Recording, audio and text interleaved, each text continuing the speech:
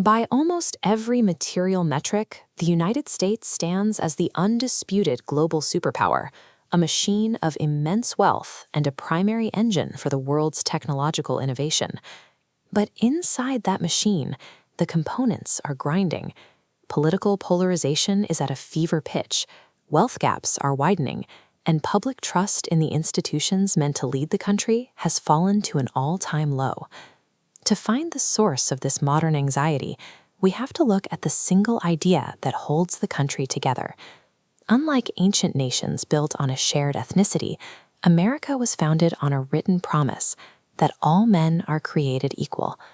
That original promise, however, arrived with specific caveats, a foundational small print that determined who would actually be included in the new republic and who would remain on the outside. It set the stage for a 250-year struggle over the definition of freedom. Our modern fractures are the direct result of those original founding compromises, surfacing whenever the promise of equality hits the reality of that fine print. The early colonial economy was a brutal engine, fueled by tobacco, cotton, and the constant pressure for westward expansion. Its survival depended entirely on a massive, reliable supply of forced labor. Following Bacon's Rebellion in 1676, when poor laborers of all backgrounds united against the elite, the ruling class deliberately engineered a new social hierarchy. They used race to drive a wedge between poor whites and enslaved Africans, ensuring they would never find common cause again. This racial divide was locked into place through the legal code.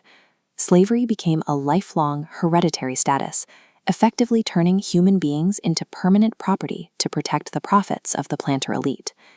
This created a staggering paradox at the heart of the revolution. Leaders like George Washington lived as wealthy gentlemen planters, demanding their own liberty from British debt and taxes, while holding hundreds of other people in bondage. When the Constitution was finalized, it wrote these contradictions into the law of the land. It secured liberty for the few, while legally binding millions of others, embedding a conflict into the nation's DNA that would eventually require a war to resolve. That conflict reached its breaking point in 1861. The Civil War shattered the original compromise, resulting in the abolition of slavery and a massive expansion of federal power under Abraham Lincoln. But the end of slavery didn't mean the end of the small print. Across the South, the racial caste system adapted, re-emerging as Jim Crow laws that used segregation and state-sanctioned terror to keep the promise of equality out of reach. While the South struggled with the legacy of the war, the North transformed into an industrial powerhouse. Manifest destiny pushed the borders to the Pacific, and the plantation economy was replaced by the massive scale of the steel mill and the factory.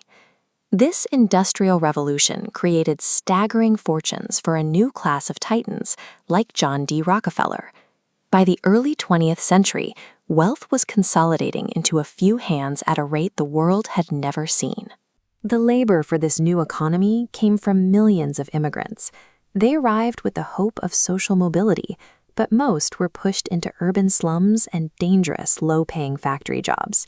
For the working class, industrialization had simply created a new capitalist hierarchy. The foundational promise of equality remained a distant ideal, blocked by the realities of an economic system that prioritized growth over the people driving it.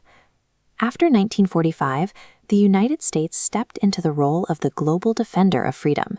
It became a superpower running on a permanent military-industrial complex, locked in a Cold War struggle for the future of humanity. However, the global narrative of liberty was constantly undermined by the domestic reality of segregation, McCarthy-era paranoia, and systemic discrimination.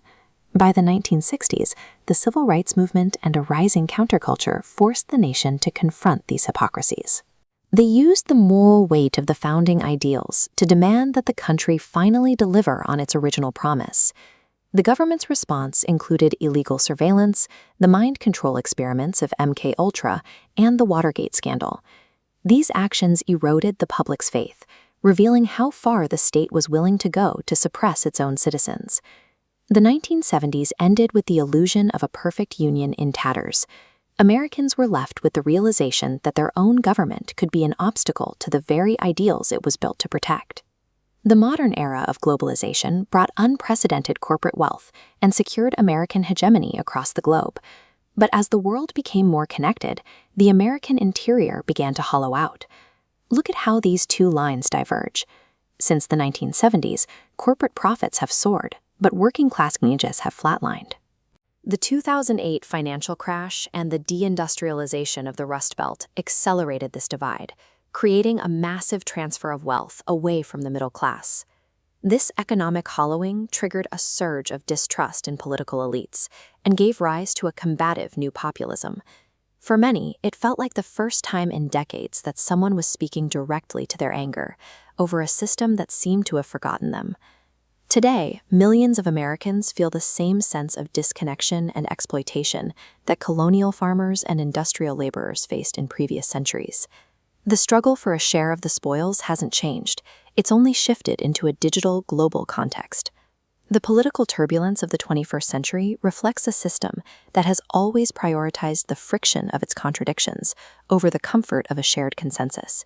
There was never a simple, perfect utopia to return to. History has always been a messy, unresolved fight over who the rules were actually written for. But that relentless ambition, the refusal to accept the fine print, and the constant, combative fight for true fairness is exactly what defines the American experiment. And that struggle is the most American thing of all.